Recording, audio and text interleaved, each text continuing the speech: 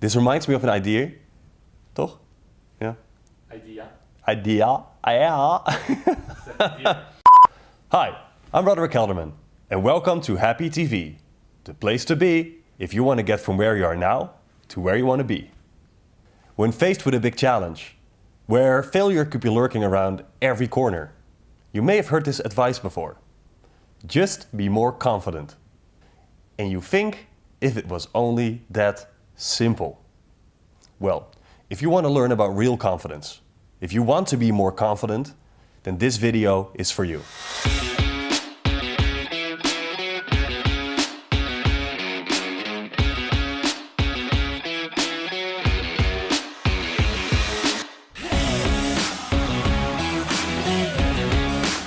This week I got a question in my email, and she writes, "Dear Happy Psychologist, I am afraid of trying out new things in general.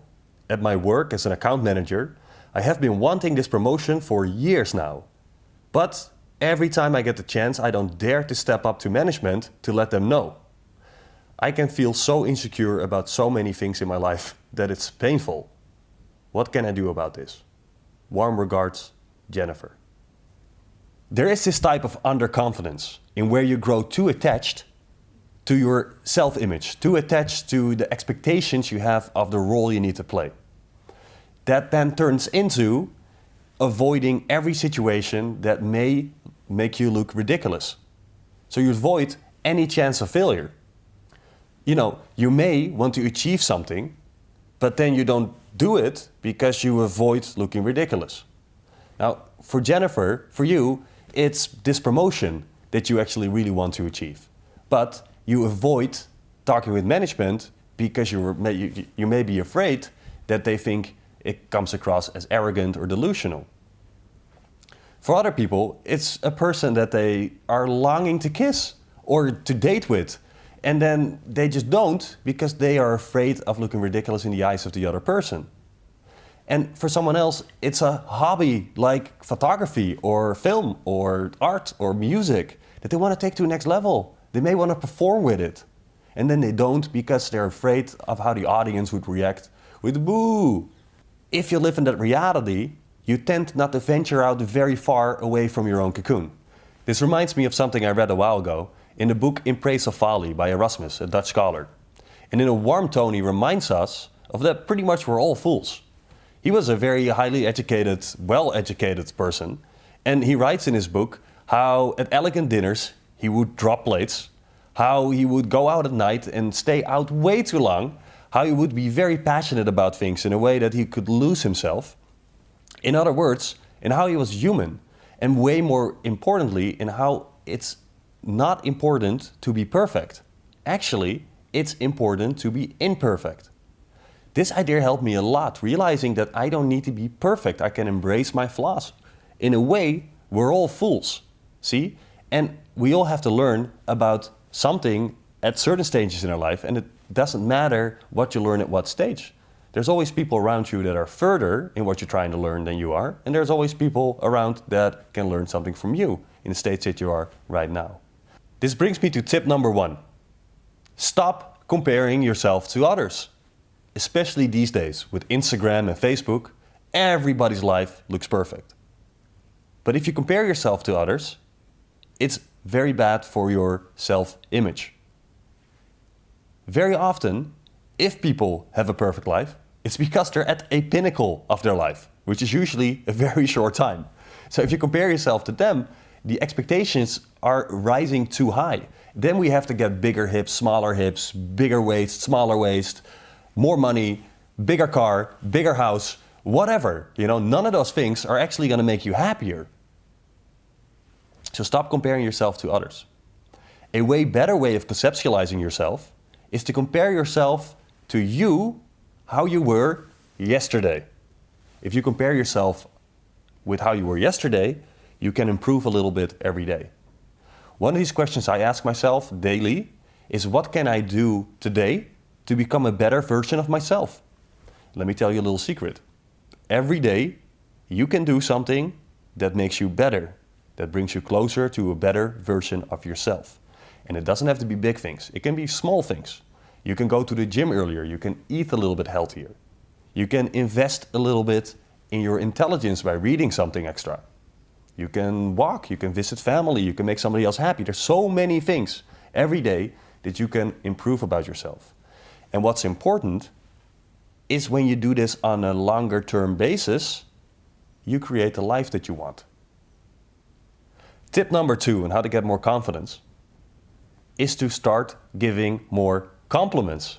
Shift your focus on what makes other people awesome. Not to compare yourself, but to see how you can compliment other people in their being.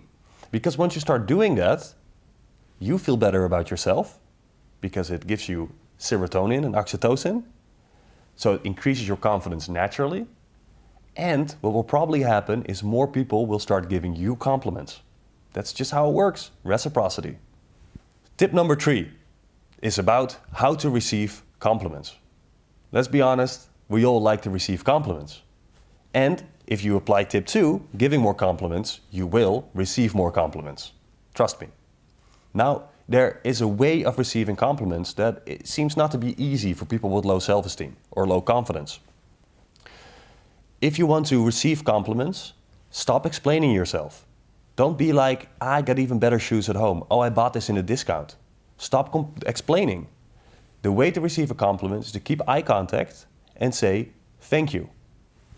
And that's it. Tip number 4, do something that's good for your body every day. Specifically invest in your posture so that you can walk up straight. When you walk up straight, specifically in social situations, you tend to make more serotonin and more oxytocin, making you feel more confident. Tip number 5 is about how to regain control of the direction of your brain. It's something that I've learned from NLP, neuro-linguistic programming, something that I'm really excited about. And it's a thing that still helps me every day, this day. It's a way of deleting something that comes in your head, like a thought that comes in your head. Whenever I have a negative thought about myself, I literally say to myself, delete. Delete, just the word delete. And this negative thought is deleted. Whenever I have a positive thought about myself, I up the volume. I turn the volume of the positive thought louder and I repeat it to myself a couple times. That just makes me feel better about myself. When I have another negative thought, I ask myself, what is a more productive way of thinking about this? And that gives a signal to my brain to give me other information about how to be productive about something. So, thanks for watching. I hope this is helpful.